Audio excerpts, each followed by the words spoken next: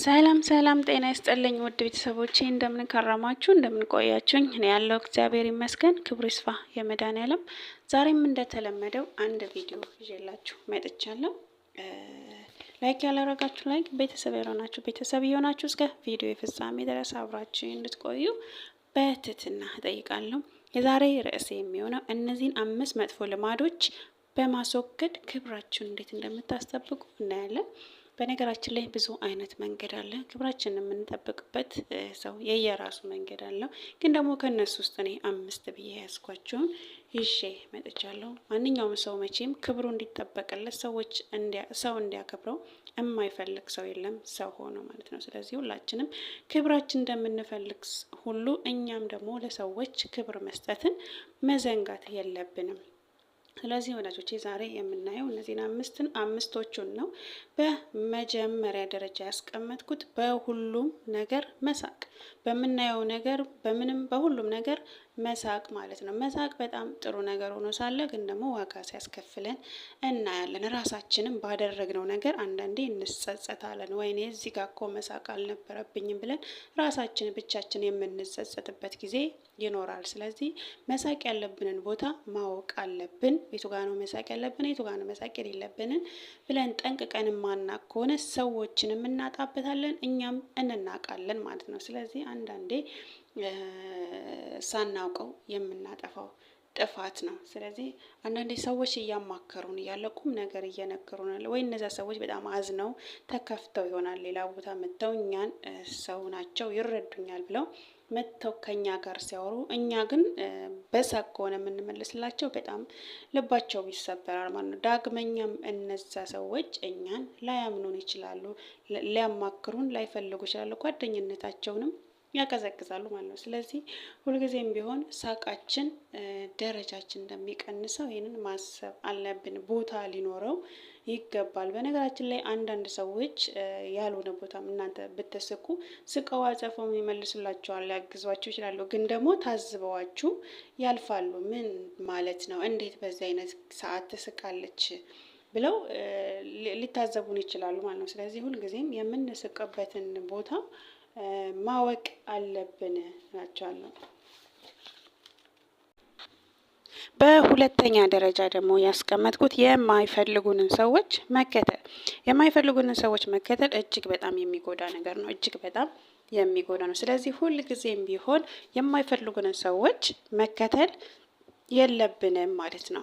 ማስተካከል የምንችለው ነገር ከሆነ ማስተካከል፣ ቁጭ ብለን አውርተን የሚስተካከል ነገር ከሆነ ማስተካከል። ግን የማይስተካከል ነገር ከሆነ ሁሌም ጠያቂኛ፣ ሁሌም ደዋይ፣ ሁሌም ደግሞ ቴክስት ሄደንም ይሁን ሁሌም ሄደን እኛ ኮነን ጠያቂ፣ እነዚያ ሰዎች ለእኛ ምንም አይነት ክብርም ሆነ ምንም አይነት ነገር ስለኛ ስለሌላቸው ማድረግ ያለባችሁ ነገር ቢኖር ማቆም ነው ማለት ነው።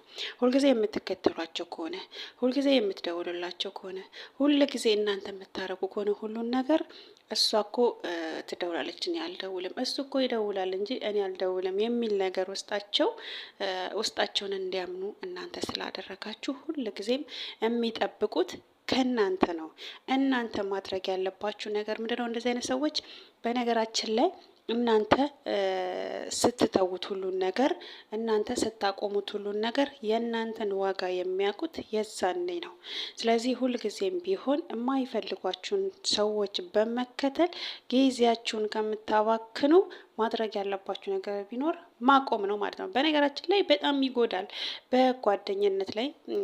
በጓደኝነት ደረጃ ላይ እንደዚህ አይነት ነገር ብዙ ጊዜ ይከሰታል። ወይ ሴቷ ወይ ወንዱ አንድን ሰው መከተል ማለት ነው። ይሄ በጣም በጣም ይጎዳል። በነገራችን ላይ አንዳንድም ይሄ ነገር ሊሆን የሚችለው እየተከተል ነው ያለው ሰው የራሱ የሆነ ነገር ሊኖረው ይችላል። እሱም ደግሞ ሌላ የሚከተለው ሰው ሊኖር ይችላል። ስለዚህ ማድረግ ያለባችሁ ነገር በጊዜ ነቅታችሁ ወደ ራሳችሁ መመለስ ነው እንጂ ያለብን ዝም ብለን የምንከተል ከሆነ በጣም በጣም ክብራችንን ያሳጣናል። ሁልጊዜም ቢሆን ደግሞ ለክብራችን መጨነቅ ስላለብን መተው ያለብን ቦታ ላይ አይተን መተው ነው ያለብን። የማይስተካከል የማይሆን ደረጃ ላይ ከደረሰ ራሳችሁን መጠበቅና ክብራችሁን ማስጠበቅ ነው ያለባችሁ። ዝም ብላችሁ እየተከተላችሁ መቆየት አይኖርባችሁም ማለት ነው። ለምን እነዛ ሰዎች እናንተን ፈልገው ቢሆን ኖሮ የእናንተ አይነት ስሜት ኖሯቸው ቢሆን ኖሮ ከአንድ ስልክ ጥሪና ወይም ከአንድ መልእክት በላይ እናንተን ሊያስጠብቋችሁ አይችሉም። ስለዚህ ምንም አይነት ክብር ስለሌላቸው፣ ምንም አይነት ስሜት ስለሌላቸው ስለ እናንተ እንድትከተሏቸው ያው ተከተላችሁም አልተከተላቸውም ግድ አይሰጣቸውም ማለት ነው። ስለዚህ ሁልጊዜም ቢሆን እናንተ ጤናችሁን መጠበቅ አለባችሁ። እነሱን በመከተል በማሰብ እንትን መሆን ራሳችሁን ማጣት የለባችሁ። በነገራችን ላይ በጣም ነው የሚጎዳው። በጓደኝነት ላይ ሆናችሁ አንድ ሰው ብቻ ተከታይ ወይ ሴታ ወይ ወንዱ ተከታይ ብቻ ሲሆን እጅግ በጣም በስነ ልቦና ትጎዳላችሁ ማለት ነው። ለምን የሚሰማችሁ ብቸኝነት ነው። ሁሉ ነገራችሁ እዛ ሰው ላይ ጥላችሁ እናንተ አምናችኋል። ከነገ ዛሬ ይቀየራል፣ እስቲ ቆይ ደግሞ ትንሽ ቆይቶ እያላችሁ የምትጠብቁት እናንተ የምትሰጡትን አይነት አመለካከት ያ ሰው እንዲሰጣችሁ ነው። ያ ግን ያኛው ሰው ምን እያደረገ ያለው እጅግ በጣም እያወረደን ክብራችንንም ዝቅ እያደረገ ነው ያለው ማለት ነው። ስለዚህ መከተላችንን ማቆም ትተን የራሳችንን ውሳኔ መወሰን ያለብን ወደ ራሳችን ነው መመለስ ያለብን ማለት ነው። ምን ጊዜም ቢሆን በእንደዚህ አይነት ግንኙነት ውስጥ እንደዚህ አይነት ነገር የሚፈጠር ከሆነ ያኛው ሰው የራሱ የሆነ ነገር ሌላ ነገር ሊኖረው ስለሚችል ማቆም ያለብን ቦታ ላይ እዚህ ጋር ማቆም ነው ያለብን እንጂ ሁልጊዜም ቢሆን ሰዎች ለምን እኛ እንደተከተልናቸው አልተከተሉንም ብለን ራሳችንን መጉዳት የለብንም፣ ክብራችንንም ማጣት እና ሁሌም ቢሆን ለራሳችን ቅድሚያ ክብር ነው መስጠት ያለብን ማለት ነው። በሶስተኛነት ደረጃ ደግሞ ያስቀመጥኩት ከልክ በላይ ይቅርታ መጠየቅ። ይቅርታ መጠየቅ እጅግ በጣም የታላቅነት ምስክር ነው ማለት ነው። ማለት ይቅርታ ማለት በጣም ትልቅ ነገር ነው። ከይቅርታ በላይ ምንም ነገር የለም። ግን ደግሞ አንዳንድ ጊዜ ይቅርታ ማለት የሌለብን ቦታዎች አሉ። ይቅርታ ማንጠየቅበት ቦታዎች አሉ። ለምሳሌ ከጓደኞቻችን ጋር ሊሆን ይችላል፣ ከሰዎች ጋር ሊሆን ይችላል፣ የሆነ ቦታም ሄደን ተጋብዘን ሊሆን ይችላል፣ የሆነ የምንናገርበት እድል ተሰጥቶን ወይም ደግሞ ስብሰባም ሊሆን ይችላል የምንናገርበት እድል ተሰጥቶን ምንድን ብለን ነው እኛ የምንጀምረው? ለምዶብናል ይቅርታውን መጠየቅ። ይቅርታ ጥሩ ነገር ነው ብያቸዋለሁ። ግን እዛ ጋር ለምናወራው ነገር ይቅርታ እኔ የማወራው ነገር ብዙም ፍሬያማ አይደለም ግን ብለን በእንደዛ ከጀመር ነው እነዛ ሰዎች ለእኛም እንደሚሰጡን ምንም አይነት ቦታ አይሰጡንም ማለት ነው። ራሳችንን ክብራችንን አሳጥተናል ማለት ነው እዚህ ጋር። ስለዚህ ማድረግ ያለብን ነገር ምንድን ነው? ሁል ጊዜም ቢሆን ሰዎች እንዲያከብሩን የምንፈልግ ከሆነ የምናደርገውን ነገር ማድረግ ያለብን በእችላለው ስሜት ነው ማለት ነው።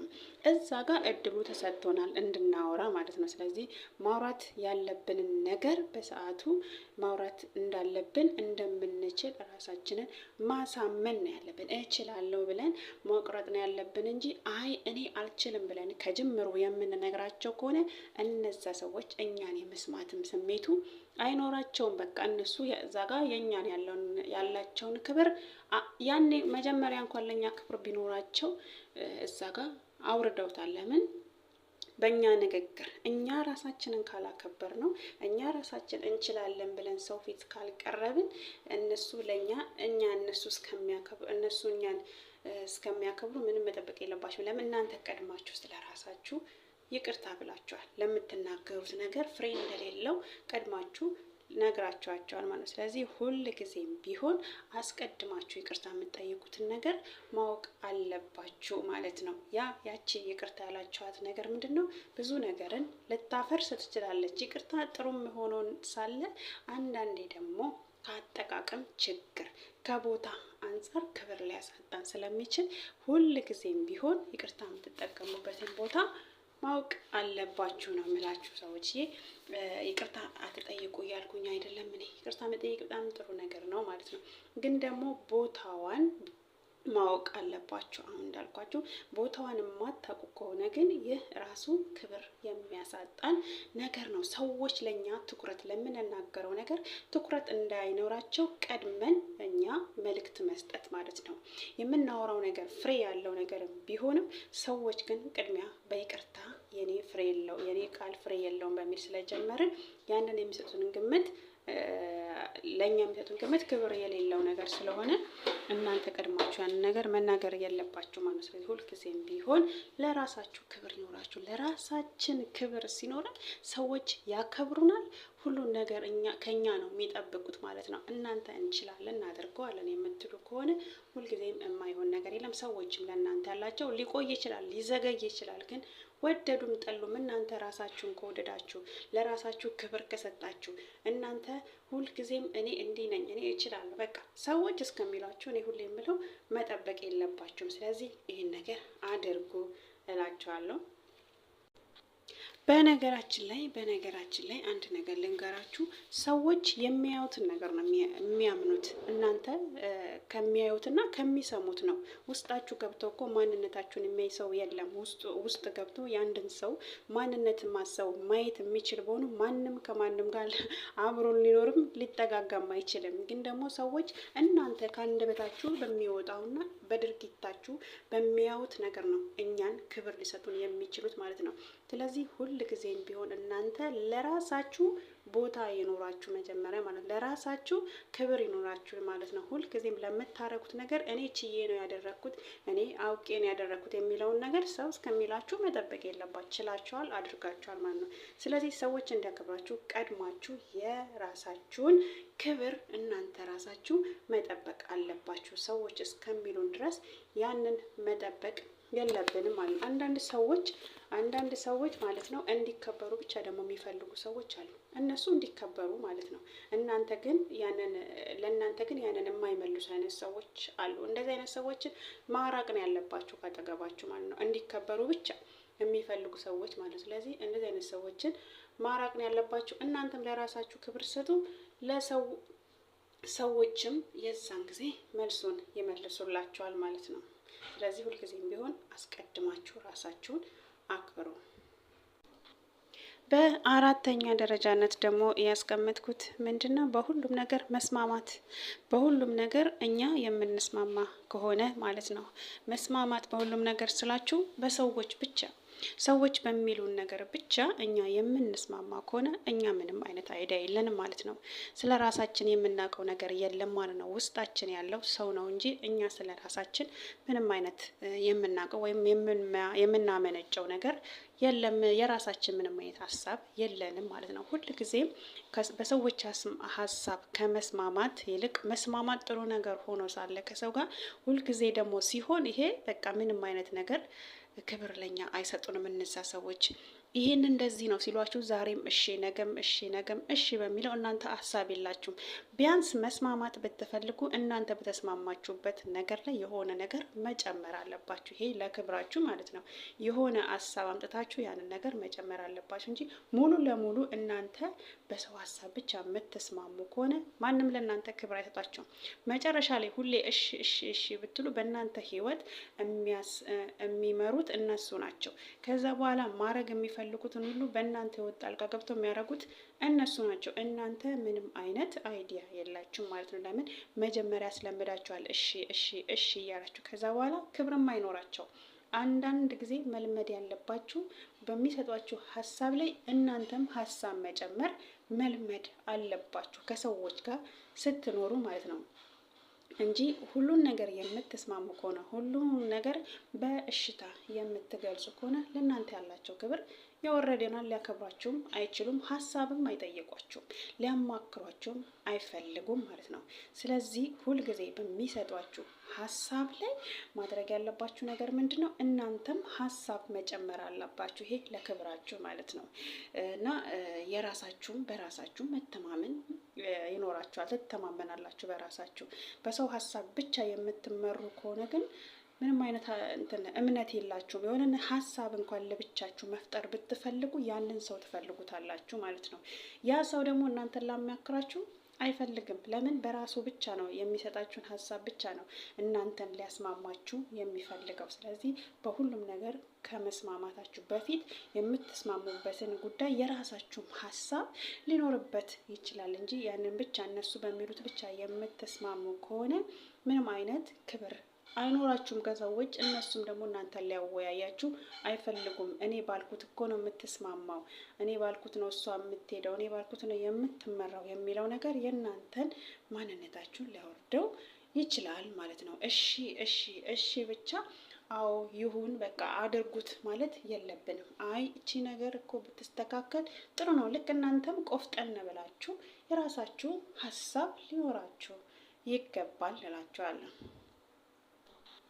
የመጨረሻው አምስተኛው ደግሞ ለሁሉም ነገር ፈጣን ምላሽ መስጠት ማለት ነው። ሰዎች እኛን ሲያናግሩን ስለ ከባድ ጉዳይም ሆነ ስለ ቀላል ጉዳይ ሰዎች እኛን ሲያናግሩን ወዲያው እዛው እያናገሩን ባለ ገና እነሱ ሳይጨርሱት እኛ ፈጣን ምላሽ ለሰዎች የምንሰጣቸው ከሆነ ሰዎች ለእኛ ያላቸውን ዋጋ ያወርዱታል፣ ክብራችንንም ያወርዱታል ማለት ነው። አንዳንድ ጊዜ ሰዎች ሀሳብ ሲሰጡን ወይም የሆነ ነገር ሲጠይቁን ዘየት ብላችሁ አስባችሁበት ልክ እንደሆነ ነገር ትኩረት ሰጥታችሁት ማስተካከል ያለብኝ ነገር አለ ብላችሁ በራሳችሁ የሆነ ነገር ጊዜ ወስዳችሁ ነው መንገር ያለባችሁ እንጂ ፈጣን ምላሽ ለሰዎች መመለስ ማለት የእናንተን ዋጋ ሰዎች አያውቁትም። ያንን ጥያቄ ራሱ እናንተ ፈጥናችሁ መመለሳቸው ላያስደስታቸው ይችላል። ትክክልም እንዳልሆናችሁ ሊረዱ ይችላሉ። አንዳንድ ጊዜ ሰዎች በሚጠይቋችሁ ነገር ፈጣን ምላሽ ከመስጠታችሁ በፊት ጊዜ ሰጥተን አስበንበት አይተን የሚለውን ነገር መርሳት የለባቸውም ማለት ነው። ሰዎችም ለእናንተ ትኩረት ይሰጧቸዋል። ለምን አስባችሁ ነው የምትመልሱላቸው እና መመለስ ያለባችሁን ነገር መርጣችሁ ትመልሳላችሁ። ስለዚህ ሰዎችም ለእኛ ትኩረትም ይኖራቸዋል፣ ክብርም ይኖራቸዋል። አስበን ለመለስንላቸው ነገር እነሱም ውጤታማ ይሆናሉ። እኛም ለተናገርነው ነገር አናፍርበትም። ለምን አስበን የተናገርነውና እና ስላዳመጣችሁኝ ከልብ ነው የማመሰግነው ወዳጆቼ። ላይክ እና ሼር አይረሳ። እንግዲህ በጣም አመሰግናለሁ ለምታበረታቱኝ ሁላ ከልብ ነው የማመሰግነው። ሁላችሁንም ማለት ነው ሁላችሁንም አመሰግናለሁኝ። በሌላ በአዲስ ቪዲዮ እስከምንገናኝ ቸር